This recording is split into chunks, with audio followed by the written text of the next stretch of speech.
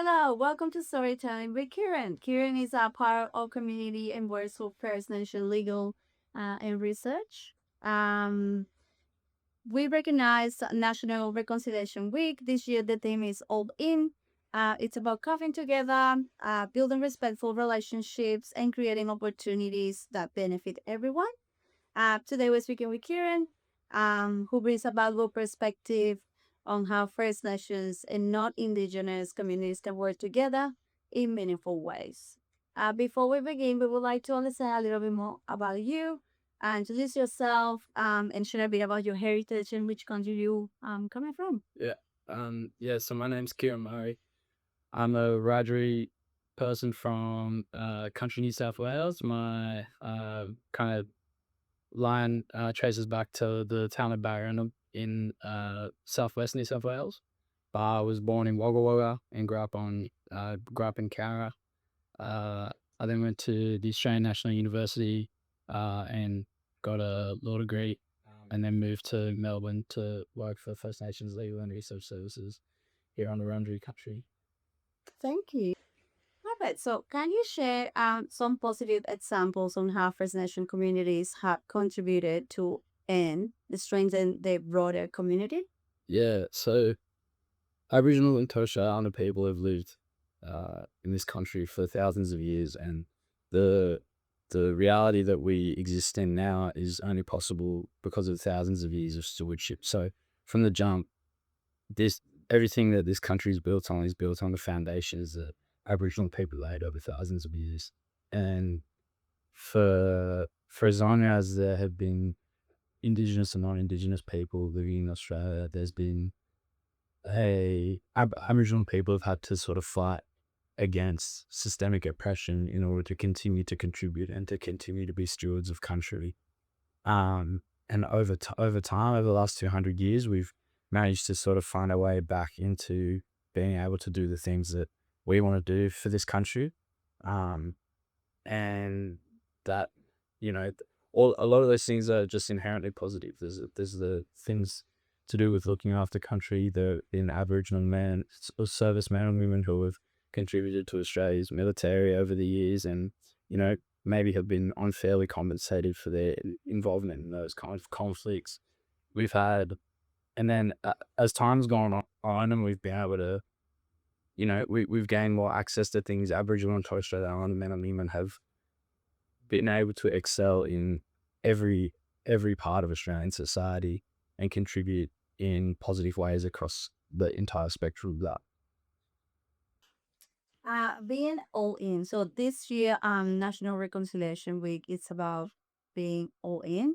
And what does being all in actually look like for individuals and workplaces?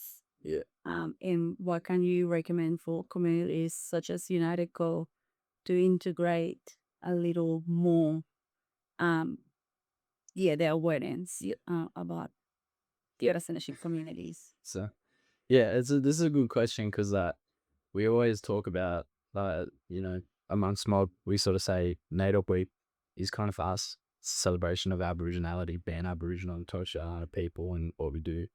And then Reconciliation Week is for non-Indigenous people. It's, what can non-Indigenous people do to kind of bridge that divide that was created by non-Indigenous people and is perpetuated by non-Indigenous people. And so Reconciliation Week, I guess, is a time where non-Indigenous people can sort of put the emphasis on figuring out where to engage with Aboriginal people and Aboriginal people's art and Aboriginal people's creations and Aboriginal people's contributions because, you know, over the course of the year, that's what we should be doing all the time. Aboriginal people and Aboriginal culture is the bedrock of this country. And so we should all be engaging with it constantly. National Reconciliation Week, I guess, gives people an opportunity who maybe are a little bit disconnected or they're not engaging with it regularly, an opportunity to then come to it Yes. and kind of use that as like the basis for then kickstarting your ongoing engagement and then doing that to carrying that forward and doing it all the time. I think organizations such as United Co, workplaces can kind of incentivize this by, doing things that kind of lead their employees, their members, their staff to those places. Everyone has an opportunity to, you know, find stuff out and then communicate that to people and then incentivize people to go and connect.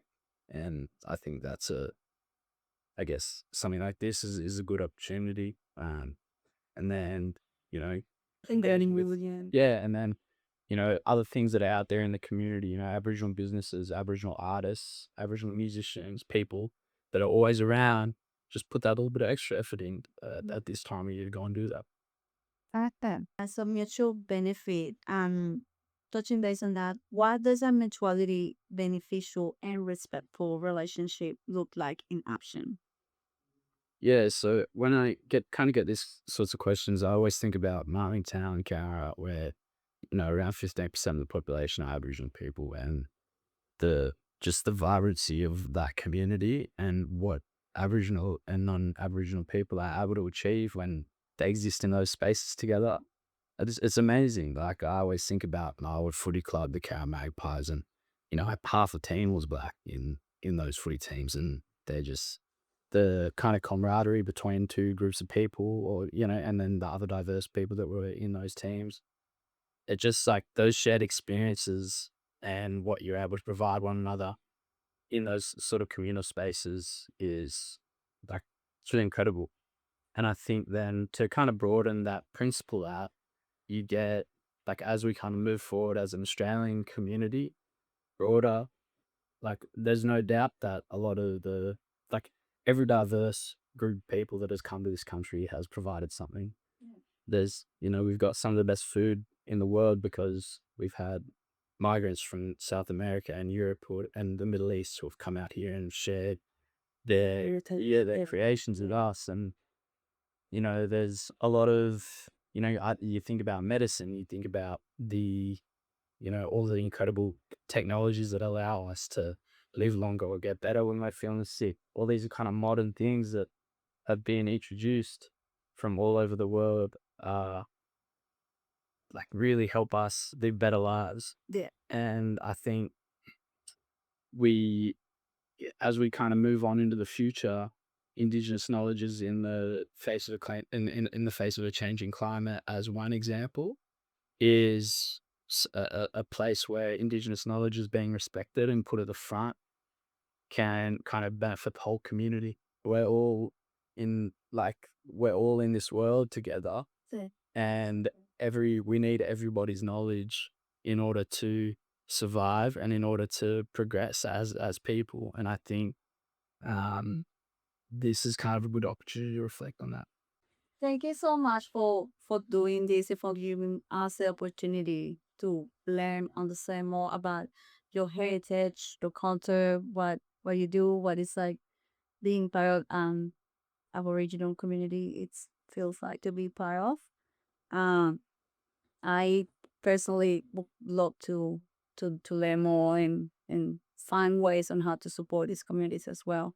Which I know it's you guys. It's your goal in at First Nations to assist, support, and I had the opportunity to personally see this here at United Co.